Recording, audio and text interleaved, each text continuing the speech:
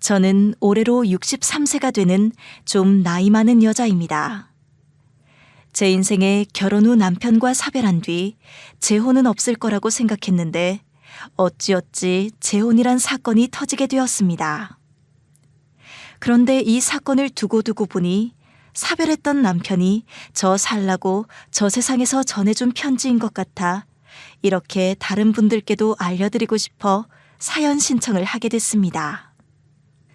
저는 젊은 시절 남편과 결혼하고 아들을 낳은 지 얼마 안 되어 사별하게 됐습니다. 남편은 위암 4기로 인해 죽게 되었고 저는 남은 시간을 남편 병수발하다가 보내게 되었습니다. 그때 심정은 정말 말로 말할 수 없을 정도로 힘들었습니다. 그 시간 동안 시댁에서는 저를 무척이나 안타깝고 고맙게 생각해주고 계십니다. 지금에야 말하지만 제 남편은 제게 첫사랑이자 마지막 사랑이었다고 생각합니다. 그렇기에 주변에서 저를 안타깝게 여기며 재혼 이야기를 참으로 많이 했습니다.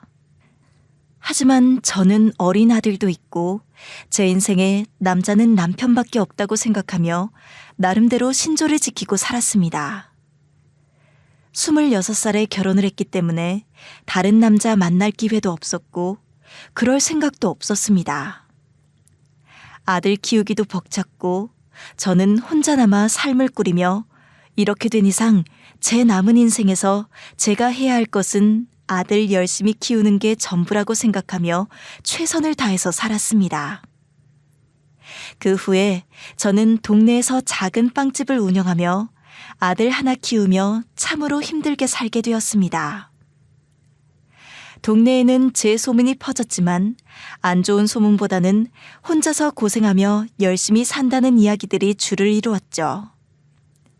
빵집에는 저를 알아보는 단골 손님들이 많이 생겼고 그렇게 힘들게 하지만 하나밖에 없는 아들을 키우며 나름대로 행복하게 산 것 같습니다.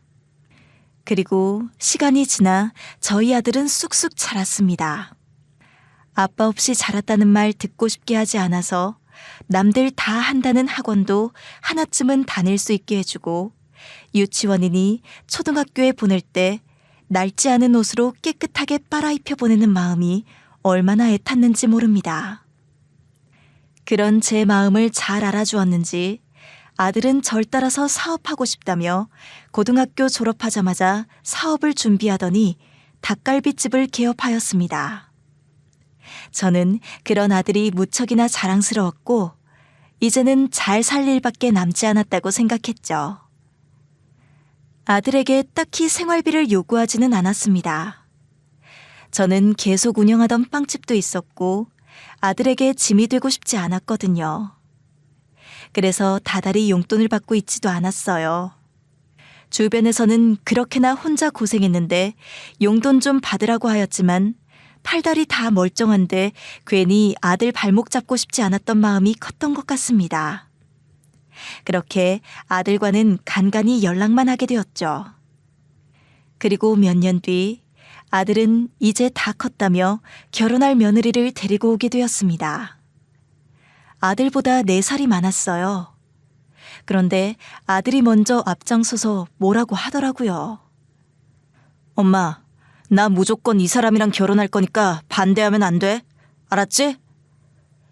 내가 언제 반대부터 했다고 하니? 딱 보니까 성격도 좋아 보이는데. 아유, 너무 예쁘다. 그래서 현재 어떤 일 하고 있다고 했죠? 저는 지금 하고 있는 일은 딱히 없어요. 그럴 수 있죠. 지금 경기가 안 좋으니까. 형식 씨가 그리고 닭갈비집 운영하고 있잖아요. 저도 거기서 같이 사장님으로 도와주기도 하면서 전업주부로서 일하면 얼마나 좋겠어요? 아내의 일은 내조하는 거잖아요.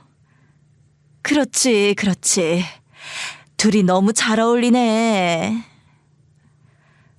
며느리는 현재 딱히 일하고 있지는 않았지만 전업주부로 열심히 내조할 거라고 하였습니다.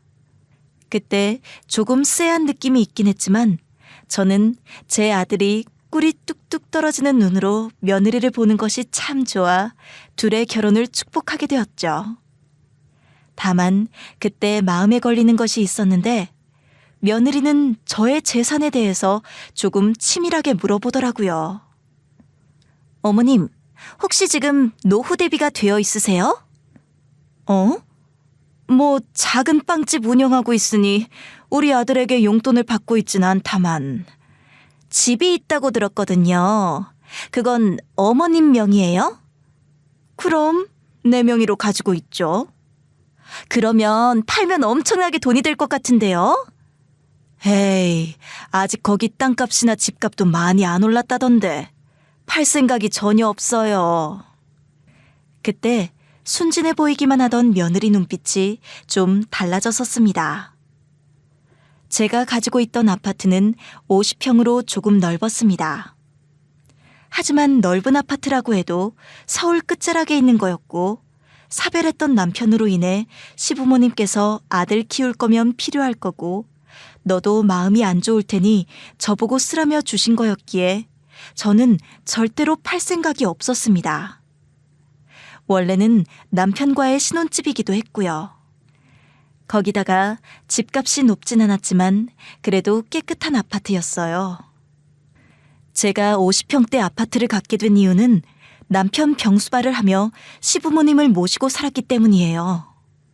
남편과 사별하고 나자 그동안 고생했다며 시어머니께서 직접 제 앞으로 명의를 변경해 주셨습니다. 지금 하고 있는 빵집은 남편과 함께 운영하다가 제가 혼자 운영하게 된 것이고요. 빵집은 예전에 남편이 빵을 직접 만들었지만 남편과 사별 후 프랜차이즈 빵집으로 바꾸게 되었습니다. 아무래도 저 혼자 빵을 만들기에는 벅차더라고요.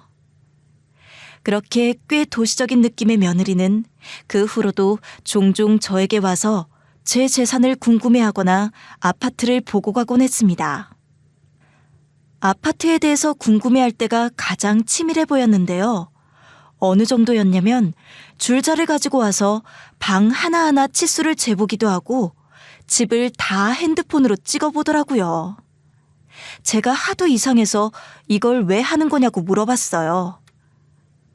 며느라, 정말 궁금해서 그러는데 이걸 왜 하는 거냐?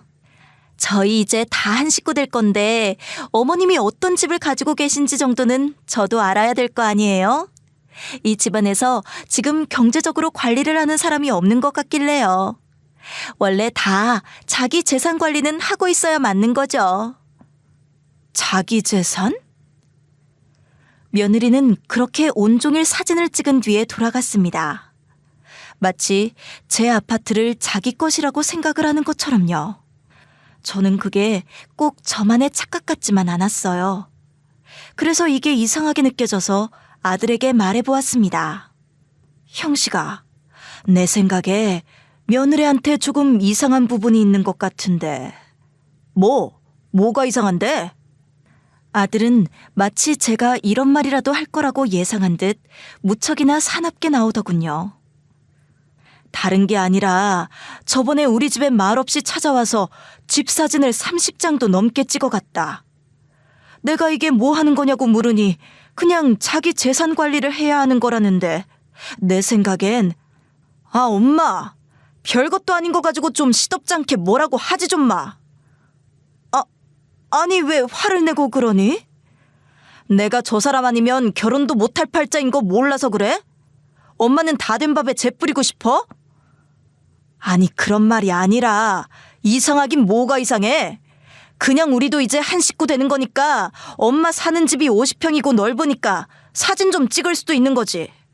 진짜 혹시 고작 이런 것 때문에 우리 결혼 반대한다 이런 거 아니지? 내가 언제 반대를 한다고 그랬니? 내가 생각하기에는 좀 이상한 게 있으니까 너도 생각을 해보면 어떠냐 그런 말이었지. 엄마는 그 사람 겨우 2번 봤지만 난 3년을 만났어. 엄마가 많이 알겠어? 내가 많이 알겠어? 그야 너겠지. 아휴, 내가 미안하다. 그러면 내 말 좀 믿고 그냥 조용히 있어주면 안 돼? 나 나이도 있는데 결혼 망치고 싶어? 지금까지 해준 것도 없으면서 왜 이제 와서 난리야? 알았다. 내가 미안하다, 아들. 아들은 제가 결혼을 반대할까 많이 화가 난 상태였고 저는 어쩔 줄 몰라서 결국 미심쩍은 예비 며느리의 행태를 그냥 넘어가고 말았습니다. 이때 그냥 넘어가선 안 되는 거였는데 말이죠. 그 후에 별일이 없자 며느리는 저희 빵집에도 와서 빵집 사진을 찍고 평소에 어떤 손님들이 오고 가는지도 저에게 시시콜콜 묻기 시작했습니다. 마치 호구조사라도 하는 것처럼요. 저는 솔직히 기분이 그렇게 좋지만은 않았지만 그냥 묻는 대로 다 대답을 해주었어요. 아들 부부는 결혼식 날짜를 잡았고 아들 부부는 저에게 와서 당연한 듯이 손을 내밀었습니다. 어머님, 저희 결혼하는데 도와주실 거죠?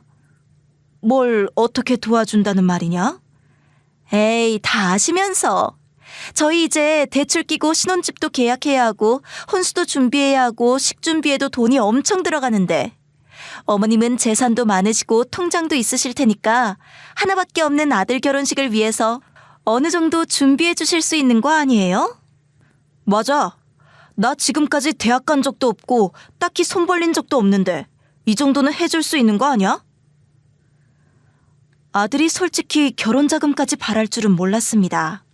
고등학교 졸업 후에는 딱히 제가 해준 것도 없지만 받은 것도 없었거든요. 아들 생일에도 제가 아들에게 용돈을 붙였으면 붙였지 제 생일에 선물이나 현금 같은 걸 받아본 기억이 없었습니다.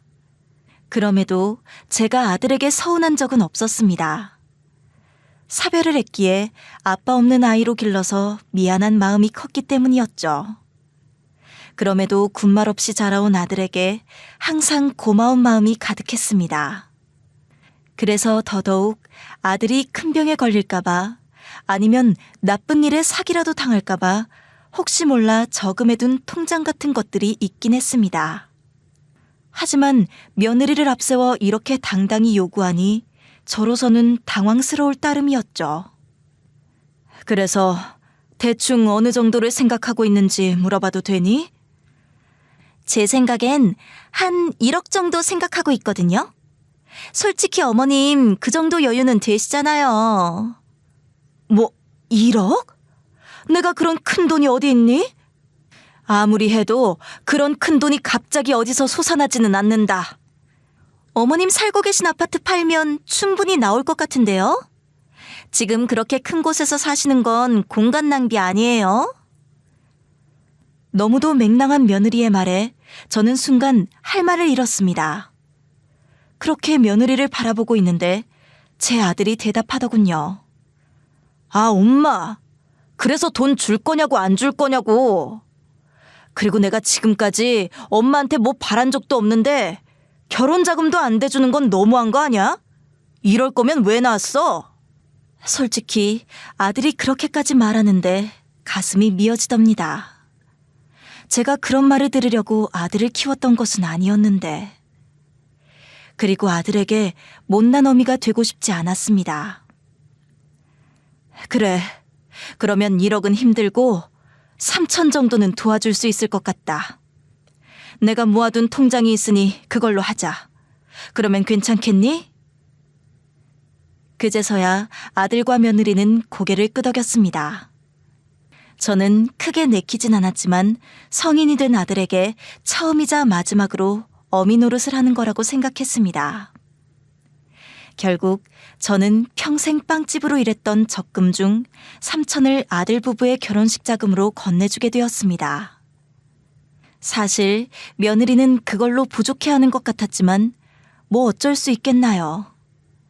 그렇게 아들 부부 식을 치르고 한동안 조용했습니다. 아들 부부는 최대한 제 집과 가까운 곳에 신혼집을 자리 잡았습니다. 결혼 후에 자주 만나지 않을 거라고 생각했는데 그건 제 예상과는 정반대였어요. 오히려 결혼 후에 본격적으로 아들 부부를 자주 만나게 되었습니다. 그것도 모두 며느리의 주도하에 이루어졌습니다. 저는 사실 아들이 자취를 하고 나서부터 아들과 자주 만나지 못했을 뿐더러 연락도 자주 하지 않았는데 결혼 후에는 며느리가 저랑 아들을 자주 만나게 했습니다. 며느리는 점심쯤이 되면 저희 집에 오더니 텔레비전을 틀어놓고 소파에서 늘어지게 낮잠을 자답니다. 저는 며느리 된 사람이지만 그래도 딸처럼 대해줘야지 싶어서 과일이라도 깎아서 옆에 건네주었고 며느리는 좋다고 맛있게 먹더라고요. 그런 며느리는 저녁 시간이 되면 제 손을 붙잡고 남편에게 갔습니다. 제가 굳이 남편에게 왜 절 데리고 가냐고 물었더니 며느리가 말하답니다. 엄마랑 아들이랑 만나면 좋잖아요. 오랜만에 모자 사이가 좋아졌으면 해서요. 그 말이 틀리진 않은 것 같아서 그렇게 가게 끝난 아들이랑 며느리랑 셋이서 식사를 했습니다. 그러면 며느리가 꼭 화제를 꺼내더라고요. 여보, 오늘은 가게 좀 잘 됐어? 아니, 요즘 경기가 안 좋은가 봐. 이 가게 접고 다른 데를 해야 하나? 그래? 예전부터 했던 집이라고 하지 않았어? 여기 터가 안 좋은가? 터도 별로고 아무래도 요즘 사람들이 먹기에 닭갈비는 옛날 음식이긴 하지. 퓨전 음식으로 바꿔서 새로 가게 내는 건 어때? 그러면 돈이 좀 필요한데.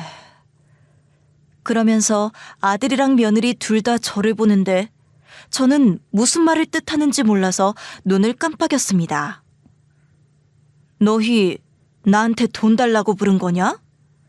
아유, 어머님, 누가 꼭 그렇대요? 그냥 이야기가 나와서 한 말이지. 그치, 여보? 그럼 엄만 내가 언제 틈만 나면 돈 달라는 아들인지 알아? 그런 대화가 몇 번 이어졌습니다. 셋이서 대화만 하면 어쩐지 꼭 마무리는 돈으로 끝나더라고요. 그래서 이게 맞나 싶다가도 요즘 사는 게 힘든가 보다 하고 넘어갔습니다. 저는 사실 애들이 신혼이라 저희들끼리 있을 시간을 많이 만들어주고 싶었는데 어쩐지 자꾸만 아들 부부와의 시간이 늘어났습니다. 거기다 며느리가 저희 집을 3일에 한 번은 들락거리더군요. 제가 신혼에 이렇게 시댁에 자주 오면 어떡하냐고 불편하지 않냐고 물었지만 며느리는 그렇지 않은 것 같았습니다. 결혼 전에는 아들의 닭갈비집에서 일하겠다, 전업주부로 일하겠다 등 말이 참 많았었지만 오히려 닭갈비집에 가는 것 같지도 않았고 신혼집에도 붙어 있지 않았습니다. 가장 많이 있는 곳이 저희 집이었습니다. 그러면 살림은 대체 어떻게 하는가 싶었습니다. 저는 이게 통 이상해 며느리에게 돌려 물었죠. 며느라, 우리 집에 너무 자주 있는 것 같은데 시댁이 불편하지는 않니? 불편하긴요. 전 여기가 제일 편한데요. 그이는 맨날 일한다고 바쁘고 가게도 가봤는데 사람들이 너무 바글거리고 기름 냄새가 많이 나서 힘들어요. 그러면 집에 가서 반찬이라도 만들고 있으면 될 텐데. 어머니, 혹시 제가 여기 있는 거 불편하세요? 아니, 그런 게 아니고 나는 그냥 네가 자주 오는 이유가 궁금해서 그러지. 저야 당연히 어머님이랑 자주 있고 싶고 친해지고 싶어서 그렇죠. 제가 세상에서 가장 사랑하는 게 남편인데 남편한테 가장 소중한 가족이 어머님이시잖아요. 게다가 저희 이제 한 가족인데 당연히 친해져야 하는 거 아니겠어요? 며느리가 그렇게까지 말하는데 저로서는 솔직히 그때 미안한 마음이 들었습니다. 며느리 된 애가 이렇게 저랑 친해지겠다고 자기 살림 다 미루고 집에 와서 저랑 대화하자고 있는데 제가 뭐가 그렇게 꼬여서 색안경 쓰고 보고 있었나 새삼 부끄럽더라고요. 그래서 그 후로는 많은 생각 없이 그냥 며느리랑 즐겁게 보냈습니다. 며느리는 여전히 저희 집을 구경하는 걸 좋아했지만 그걸 빼면 말하는 걸 좋아했고 무척이나 활발한 성격이었기에 워낙 말이 없던 저에게 참 많은 이야기를 해주었습니다.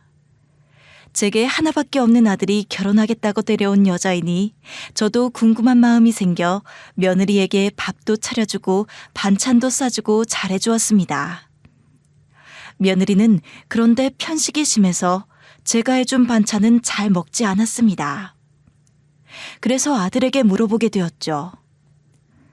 형씨가 며느라기 있잖니? 원래 그렇게 편식이 심하니? 왜? 무슨 일 있어? 며느래가 우리 집에 자주 오잖아. 그래서 내가 매번 점심상을 차려주는데 애가 어떻게 입맛이 없는 건지 그때마다 반찬에 손은 하나도 안 대고 밥만 깨적거리더라고. 아, 좀 그런 게 있어.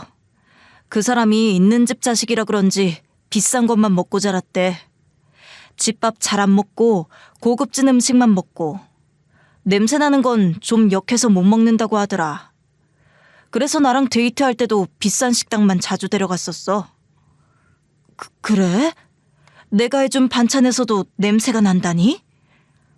엄마 음식 별로 못하잖아. 솔직히 매번 싸주는 반찬도 왜 싸주는지 잘 모르겠던데. 그거 집에서 맨날 썩고 있으니까 안 싸줘도 돼. 엄마나 먹어. 아무리 그래도 엄마가 너네 맛있게 먹으라고 싸준 건데. 그리고 너 어릴 때 좋아했잖아. 고사리 나물이랑 콩나물 무침. 다 네가 좋아했던 것들이라 엄마가 기억하고 싸준 건데. 아, 나 이제 그런 거 안 먹는다고. 입맛 바뀐 지가 언젠데 옛날 이야기를 하고 있어. 아무튼 그 사람 집에 오면 반찬 만들어주지 말고 차라리 배달 음식을 시켜줘. 그러면 맛있게 잘 먹을 거야. 저는 아들한테 음식을 싸주지 말라는 충격적인 소식을 들었고 제가 전해주었던 음식들이 모조리 버려지고 있다는 말까지 듣게 되었죠. 제 입장으로서는 너무나 상처였지만 아들이 그렇게 말하는 걸 보면서 아들도 참 많이 변했고 세월이 많이 지났다는 걸 깨달을 수 있었습니다. 그리고 정말 그 후로 며느리가 집에 올 때마다 반찬을 만들어주거나 밥상을 차려주는 게 아닌 며느리가 원하는 음식으로 배달을 시켜주니 항상 입맛이 없다던 며느리가 싹싹 긁어서 잘 먹더라고요. 그렇게 맛있니? 네가 파스타 좋아한다고 해서 이걸로 시켜봤는데 난 이런 게 영 맛있는지 모르겠다. 어머님, 요새는 이런 음식들이 얼마나 인기인데요. 어머님 안 드실 거예요? 그러면 저 먹을래요. 그래? 그러면 너 먹도록 해라. 그렇게 제 음식까지 뺏어서 먹는 걸 보고 정말 그동안 제 음식이 마음에 안 들었구나 싶었습니다. 그 후에는 계속해서 배달 음식을 시켜주거나 아니면 외식을 하거나 했죠. 며느리는 저랑 입맛이 너무나도 달랐습니다. 슴슴한 나물을 좋아하는 저보다는 짜거나 맵고 자극적인 음식들을 좋아했습니다. 아주 매운 떡볶이라든가 치즈가 잔뜩 들어간 음식 등 저는 듣도 보지 못한 음식들을 파는 가게들을 주로 소개시켜주더라고요.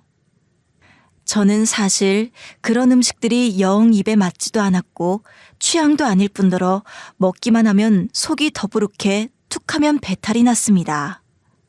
그래서 한 번은 며느리에게 말을 해보았죠. 며느라, 너랑 다니는 외식이 좋긴 하다만 그래도 가끔은 좀 슴슴한 것도 먹으면 안 되겠냐? 내가 자꾸 너랑 다니면 배탈이 나서 그렇다. 어머님, 지금 저랑 다니는 게 불편하다고 돌려 말하시는 거예요? 너무하시다. 저는 어머님이랑 다니는 게 좋아서 그러는 건데. 아니, 나도 너랑 다니는 게 좋은데 그냥 가게만 한식당 같은 곳으로 바꿔주면 좋을 것 같아서. 이거 그이한테 다 말할 거예요. 제가 아무리 싫다고 해도 그렇지 너무하세요. 그러면서 눈물까지 보이는데 순간 제가 나쁜 사람이 된 것 같더라고요. 그리고 그날 밤은 여지없이 아들에게 전화가 왔습니다. 엄마, 대체 집사람한테 뭐라고 한 거야? 울면서 달려왔잖아. 아니, 걔가 그렇게까지 했어? 그렇게까지라니. 시어머니랑 친해지고 싶어서 외식 다니는 며느리가 세상에 많은 줄 알아? 엄만 고마운 줄 알아야지. 어떻게 이렇게 착한 사람한테 그럴 수 있어? 해도 너무한다. 나도 며느리랑 다니는 거 좋다. 다만 며느리가 고르는 식당이 나랑 맞지 않아서 자꾸만 배탈이 나는 바람에 병원에도 가봤더니 식습관이 나랑 영 맞지 않다고 해서 그걸 말했을 뿐이다만 거참 어르신들 취향 유별나네. 그냥 먹는 거 좀 맞춰주는 게 그렇게 힘들어? 저는 그날 아들에게 면박을 잔뜩 들었고 결국 그 후에는 며느리가 원하는 식당을 억지로 가며 계산도 당연한 듯이 제가 했고 며느리만 배 터지게 먹었네요. 그러던 어느 날 갑자기 며느리가 주말에 등산을 다니자고 이야기를 하더라고요.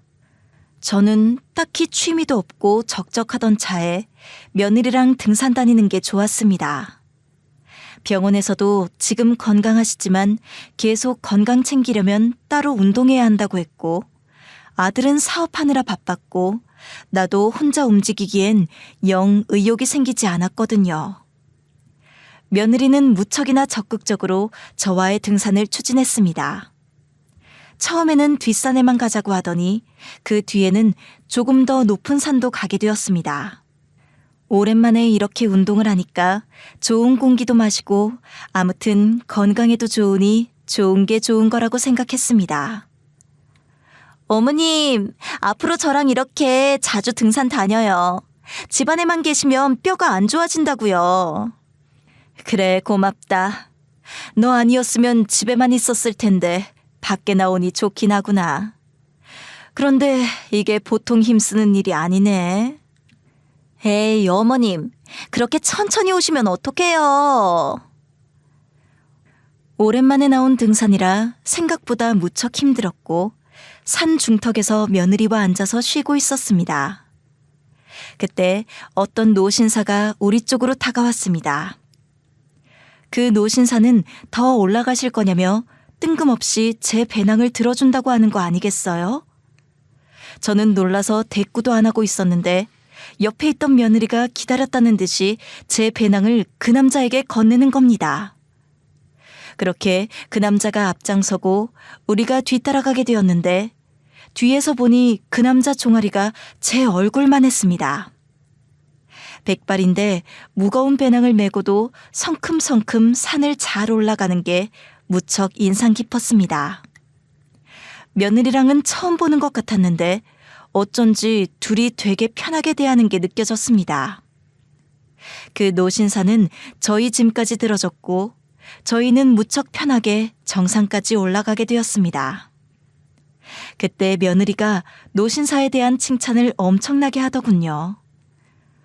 어머님, 저분 되게 젠틀하지 않아요? 이러기 쉽지 않은데. 그런가? 난 잘 모르겠는데. 산에서 내려오자 며느리가 노신사한테 식사를 함께 하자며 말했고 노신사는 흔쾌히 알았다고 하더군요. 저는 옆에서 멍하니 있다가 같이 식사에 끌려갔습니다. 다 같이 식사하며 그 남자가 제 칭찬을 엄청 하더라고요. 부인은 나이가 어떻게 되시는지 모르겠지만 미인이시네요. 괜찮다면 또 보고 싶습니다. 오늘 함께해서 무척이나 즐겁네요. 아이고, 제가 나이가 몇인데 부인이니 미인이니 이런 말을 들을 나이가 아닙니다. 여자에게 나이가 어디 있다고 하십니까? 저는 그쪽이 마음에 드는데 부인께서는 아닌 모양입니다. 아우, 어머님, 이럴 때는 좀 센스 있게 받아주시고 하셔야죠. 내가 이분을 언제 봤다고 그렇게. 아닙니다. 충분히 당황스러우실 만합니다. 제가 원래 지나가는 사람에게 막 말 걸고 그런 타입이 전혀 아닌데 부인께서 너무 아름다우신 바람에 저도 모르게 말을 걸게 되었습니다. 실례가 되었다면 죄송합니다. 아니에요. 저희 어머니가 쑥스러움이 많으셔서 그렇지 정 많고 좋으신 분이에요. 제가 보기엔 두 분 너무 잘 어울리시는데 다음에 괜찮으시면 또 같이 산 타요. 그렇게만 해주신다면 전 정말 영광일 것 같습니다. 너는 무슨 주책이니? 아무튼 오늘 너무 감사했습니다. 그렇게 잊고 지냈는데 어느 날 모르는 번호로 연락이 왔습니다. 목소리가 그때 그 노신사였습니다.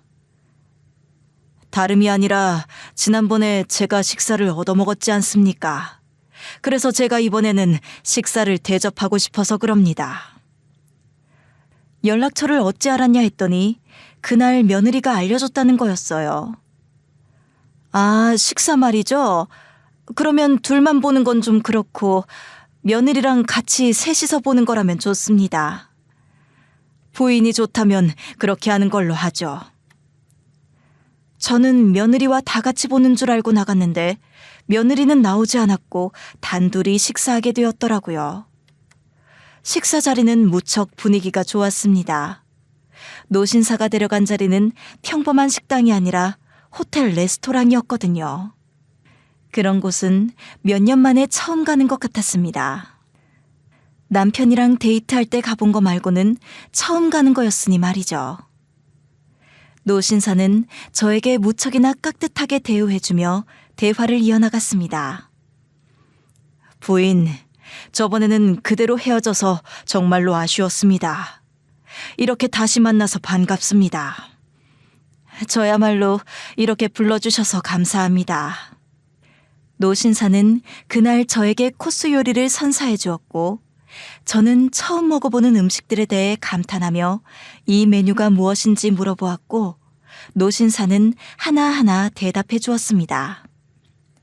식사 후에는 산책로를 걸으며 도란도란 이야기를 했습니다. 노신사는 다음에도 또 만날 수 있다면 좋겠다며 인사를 하고는 돌아섰습니다. 저는 집에 오자마자 아들 부부를 불렀습니다. 며느리는 그 이야기를 듣곤 무척이나 화색을 띠었습니다. 저보고 만나보라며 재혼에 대해 이야기를 꺼내더라고요. 아들도 적극 찬성한다며 만나보라 하는 것 아니겠어요? 어머님, 이건 운명이에요. 어떻게 등산하다 이렇게 서로 딱 맞는 사람 둘이 만나서 밥까지 먹고? 너무 낭만적이에요. 그래, 엄마. 나 사실 엄마가 이 나이 될 때까지 혼자 사는 거 조금 마음이 안 좋았어. 이 기회에 새 사람도 만나서 연애도 해보고 괜찮으면 재혼도 해보는 거 어때? 아무리 그래도 만난 지 하루 만에 재혼이라고 하면 너무 부담스러운 거 아니니? 처음 보자마자 재혼하라는 게 아니라 재혼을 전제로 염두에 두신 채 연애를 해보시라는 이야기죠. 남편한테 들어보니까 어머님 그동안 연애도 한번 안 해보셨다면서요? 예전 시아버지 일은 정말 안 좋게 되었지만 그래도 지금 어머님 옆에 있을 사람은 따로 있어야 하지 않겠어요? 저는 20년 만에 이런 건 처음이라 조금 혼란스러웠지만 그래도 마음이 설레는 건 있었습니다. 그 남자도 계속 연락이 왔고 생각해보니 아들 키우면서 그동안 제 인생이라는 건 없었더라고요. 결국 갈등하다가 노신사의 연락에 응하게 되었습니다. 그렇게 저희는 매 주말마다 만나서 전국으로 맛집 여행을 다녔습니다. 노신사는 가족들이 모두 외국에 있고 이혼 후 혼자 한국에 왔다고 했습니다. 그렇게 기러기 생활을 10년 하다가 이제 족쇄가 풀렸다고 했죠. 저는 노신사의 이야기를 들으며 저와 처지도 비슷한 것 같고 오랜만에 이성적인 감정을 느끼는 것 같아 행복하기도 했습니다. 현숙 씨, 제가 데이트 비용을 전부 부담할 테니 힘들게 빵집에서 일하지 말고 빵집 문은 당분간 닫는 거 어떤가요? 정말 그렇게 해도 괜찮나요? 부담이 많이 되실 것 같은데. 데이트 비용 정도는 같이 내도 괜찮아요. 제가 어린애도 아니고. 그리고 빵집은 제가 오랫동안 일해온 거라서 일을 계속해도 괜찮을 것 같아요. 걱정해 주셔서 감사합니다. 아니요, 제가 현숙 씨랑 더 오래 붙어 있고 싶어서 이기적인 욕심을 부리는 겁니다. 그냥 제 부탁 들어주실 수 없으실까요? 현숙 씨가 빵집에서 일을 할 때마다 저희가 같이 못 있으니까 빵집 문 닫고 저랑 더 많이 놀러 다녔으면 해서. 그 말을 듣고는 솔직히 기뻤습니다. 하긴 요새 살림에 돈이 많이 필요한 것도 아닌데 그냥 문 닫자 싶어서 장기간 휴무에 들어갔습니다. 그렇게 몇 달 뒤 그 남자가 저보고 살림을 합치자 제안을 하더라고요. 현숙 씨, 저희 이렇게 거의 매일 만나고 있는데 이왕 이렇게 된 거 함께 사는 건 어떻습니까? 저는 현숙 씨가 무척 마음에 듭니다. 아, 저도 승환 씨가 마음에 드는데 이건 저희 아들 부부하고도 이야기해봐야 할 것 같아요. 저 혼자 정할 문제는 아닌 것 같아서요. 그날 아들 부부에게 말하려고 했는데 며느리는 어떻게 알았는지 제가 말하기도 전에 먼저 나보고 살림을 합치라고 하더라고요. 어머님, 너무너무 축하드려요. 제가 진작 이렇게 될 줄 알았다니까요. 이럴 줄 알았으면 등산을 빨리 다닐 걸 그랬나 봐요. 엄마 축하해. 이제 곧 있으면 재혼해야겠네. 그래, 그렇게 될 것 같다. 아무튼 고맙다. 난 솔직히 너희가 부담스러워할 것 같아서 걱정했는데 이렇게 적극적으로 축하해주니까 더 뭐라 말할 필요를 못 느끼겠구나. 어머님, 그러면 빵집은 아예 문 닫으시는 거죠? 가게 팔아 넘기셔야겠다. 어?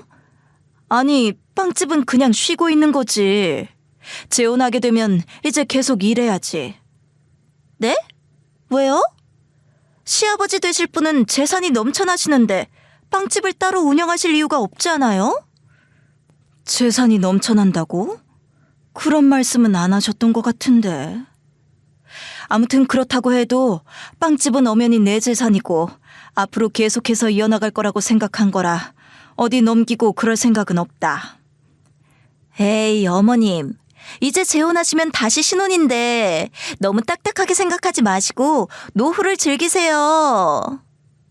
저는 제가 말 안 했던 사실들을 알고 있는 며느리가 조금 이상하다고 생각했지만 그러려니 하고 넘어갔습니다. 그렇게 저희는 조촐하게 재혼식을 올리고 여행을 가려는 계획을 잡았습니다. 노신사는 유럽 쪽을 돌아보고 한 달짜리를 가자고 했고 저희는 한참 여행 이야기를 하고 있었습니다. 단순히 몇 달 만에 이렇게 된 게 무척이나 신기하게 느껴졌습니다. 그러던 차 꿈에 사별한 남편이 나온 겁니다. 그런데 너무 이상한 게 남편이 저희 집 현관문을 검은색 붓으로 새까맣게 칠하고 있는 거예요.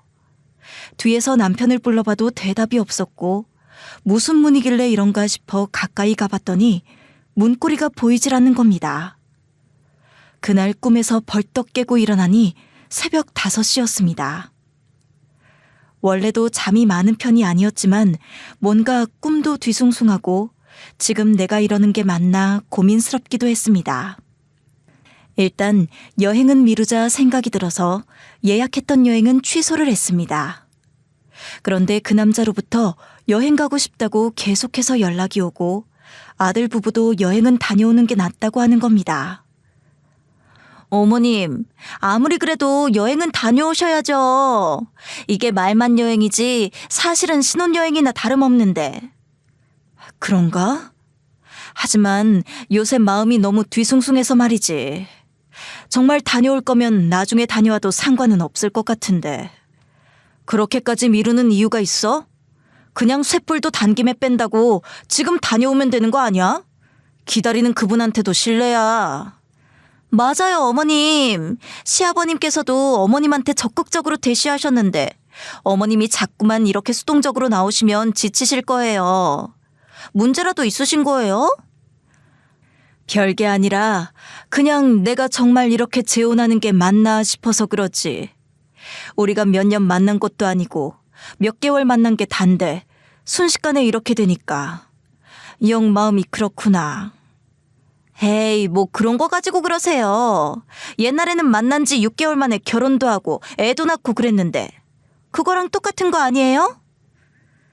다르냐고 하면 그렇게 다른 것도 아니지만 내가 마음이 석연치가 않구나. 솔직히 막말해서 어머님이 지금 이 나이에 그분 만난 것도 감사해야 하는 거 아니에요? 뭐? 그분도 나름 처지가 있고 상황이 있을 텐데 어머님이 이런 거 이렇게 가리고 있을 때냐고요. 이러다가 사람 다 놓치는 거예요. 아무리 그래도 그렇지 그런 말은 좀... 엄마, 그냥 여행 한번 다녀오면 해결되는 걸 왜 이렇게 입씨름하고 있어? 다녀와. 그렇게 아들 부부랑 한바탕 하고 나서 결국 동남아 여행이라도 다녀오자 하게 되었습니다.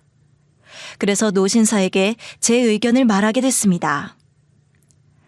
제가 오래 생각해봤는데 해외여행 오래 나가는 건 부담스럽고 동남아 여행이나 짧게 가는 건 어떠세요? 노신사는 제 말에 잠깐 고민하더니 웃으며 말했습니다. 현숙 씨가 그러고 싶다면 그렇게 하는 걸로 하죠. 그렇게 공항으로 나갔던 날 우연히 고향 친구를 만나게 되었습니다.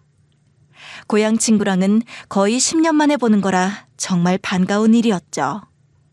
제가 재혼했다고 알리고 노신사를 소개시켜 주었습니다. 아이고, 현수가. 너 예전에 결혼하고 나서 그렇게 됐다고 해서 걱정 진짜 많이 했는데 어쩜 이렇게 보게 되니? 그러게나 말이야. 나중에 이렇게 말고 나중에 또 자리 만들어서 만나자. 그런데 이분은 누구셔? 아, 나 이번에 재혼하게 됐거든. 안녕하세요. 현숙이 남편 되는 사람입니다. 아, 재혼. 너 재혼했어? 그렇구나. 고향 친구분이라고 하셨죠? 현숙이가 고향 얘기를 잘 안 해줘서 몰랐는데 나중에 또 뵐 수 있었으면 좋겠습니다. 저희 셋은 잠시 떠들썩하게 이야기를 한 뒤 친구가 갈 시간이 됐다길래 친구를 마중 보냈습니다. 그리고 노신사가 화장실을 간다고 해서 공항에서 기다리는데 친구에게 문자가 도착하더라고요. 그 문자에는 사진 한 장이 있었고 제가 재혼한 그 남자 사진이었습니다. 이상하게 지금은 백발인데 그 사진은 흑발이었습니다. 친구의 문자 내용은 그 사람 이상하다고 저보고 여행은 나가지 말라며 더 알아보라고 쓰여 있었습니다. 나는 그때 정신이 퍼뜩 들면서 친구에게 전화를 걸게 되었죠. 그 사람 말이야. 내 지인이랑 3년 전에 재혼했던 남자 같거든. 하여튼 좀 이상해. 그런데 설마 자식들이 소개해준 사람이야? 그때 며느리 생각이 저도 모르게 났습니다. 맞아. 내 며느리가 어느 순간 나한테 갑자기 등산을 가자고 하더니 그때 우연히 만나게 됐거든? 그런데 지금 생각해보니까 그게 우연이 아닌 것 같아. 그 후에도 계속 만나게 되고 나한테 이상하게 잘해주고. 뭐? 너 며느리한테 혹시 너 결혼하고 받았던 집 말해줬어? 응, 말해줬지. 그때 며느리가 우리 집에 들어와서 사진을 엄청나게 찍더라고. 그래서 이게 무슨 일인가 했는데 아들한테 물어보니까 별일 아니라고 해서 넘어갔었어. 야, 너 당장 통장이며 부동산 서류며 잘 간수해? 그거 노리고 재혼하는 사람들 많대. 저는 그 말을 듣고 뭔가 정신이 든 것 같았습니다. 친구에게는 고맙다며 전화를 끊었죠. 그 남자에게는 잠시 화장실 다녀온다 말하고 즉시 저희 집에 가버렸습니다. 집에 도착해보니 역시나 며느리가 있었고 며느리는 거실에서 제 짐을 정리하고 있었습니다. 너 여기서 뭐하니? 네가 왜 내 짐을 정리하는 거야? 며느리는 창백하게 질린 얼굴이었습니다. 어머님, 공항에 나가신 거 아니셨어요? 어머님 집은 신혼집 새로 구해야 하니까 정리해드린 거예요. 그걸 왜 나한테 말도 없이 하니? 너 무슨 꿍꿍이야? 나 재혼 안 한다. 어차피 식만 올렸고 서류로 쓴 건 하나도 없어. 이제 와서 재혼을 취소하면 어쩌냐고 며느리가 버럭 짜증을 냈고 그런 모습이 기가 막혀서 제가 한마디 했습니다. 네가 이러는 이유가 내 집에서 날 쫓아내려고 이러는 거냐? 내가 이런 거에 넘어갈 것 같아? 절대 재혼 안 할 거고 그 남자랑도 정리할 테니 그리 알아. 그러자 며느리가 저를 째려보더니 버럭 화를 내더라고요. 어머님은 아들이 어찌 지냈는지 관심도 없으세요? 그이는 사업이 저리 힘들어서 고생하는데 자식들 도와주고 싶은 생각은 없으시냐고요. 뭐라고? 너 지금 무슨 말을 하는 거야? 그이는 맨날 힘들다고 집에 와서 우는 소리하고 저도 살림이 힘들어서 예전 같지 않다고요. 제가 왜 이렇게까지 했는지는 생각 안 하시는 거예요? 알고 보니 제가 지내고 있던 집이 가격이 엄청 많이 올랐었습니다. 예전에 3배는 뛰었던 것이었죠. 며느리는 제가 없는 사이에 저희 집을 팔고 그 돈을 받아가려고 했던 것이었습니다. 저를 집 밖으로 밀어내려고 등산까지 데려가 남자를 엮어줬던 거였고요. 친구와 얘기해 본 결과 그 남자는 재혼만 여러 번 했다고 합니다. 제 친구 지인이 그 남자를 만났을 때는 친딸이 소개해줘서 만났었고 집 팔고 신혼집이라고 오붓하게 지내라며 작은 집을 얻어줬다고 합니다. 그런데 작은 집으로 이사하자마자 만나던 남자는 소식 끊기고 나머지 돈은 자식이 가져갔다고 말이에요. 저는 이 모든 일의 전말을 알게 되고 아들에게 물었습니다. 넌 네 아내가 이런 짓을 하는 걸 정말 모르고 있던 건지 아니면 같이 가담한 건지 말이에요. 한편으론 아들이 몰랐다고 하길 바랐던 것 같네요. 알고 있었어. 그러니까 둘이 재혼하는 걸 축하해줬지. 엄만 날 바보로 알아? 난 널 부족하게 키우지 않았다고 생각했는데 어떻게 이런 엄마를 모르는 남자한테 보내서 집으로 쫓아낼 생각을 하니? 너는 이 어미한테 미안하지도 않니? 그럼 엄만 나한테 안 미안해? 내가 결혼도 내 스펙에 겨우겨우 하고 집도 겨우겨우 대출 끼고 살고 있는데 엄마는 나한테 도움 주는 게 있긴 해? 솔직히 50평짜리 집 있으면 아들 부부한테 살라고 해야 하는 거 아니야? 저번에 3천 도와준 것도 난 더 많이 생각했는데 다른 집 엄마들은 그거 말고 더 한다더라. 그래서 지금 너네가 잘했다는 거니? 엄마가 정 원하면 합가해서 같이 살든가. 명의를 나랑 집사람 공동 명의로 바꿔주는 조건으로 하면 합가해줄 의향 있어. 내가 널 어떻게 키웠는데 그런 말을 아무렇지도 않게 하니? 내가 네 아빠랑 사별하고 힘들게 살았지만 그래도 하늘에 부끄러운 점 하나 없이 널 키웠다. 그런데 너는 그런 거에 고마워할 줄은 모르고 그냥 나한테 다 받아먹을 생각만 하는구나. 이렇게까지 책임 안 질 거면 왜 낳았어? 아들 하나 건사 안 할 거면 왜 낳았냐고. 난 지금 가게가 하도 안 돼서 애들 계획도 못 세우고 있단 말이야. 그럼 이건 엄마 탓 아니야? 됐다. 내가 너한테 너무 많은 걸 기대했던 것 같다.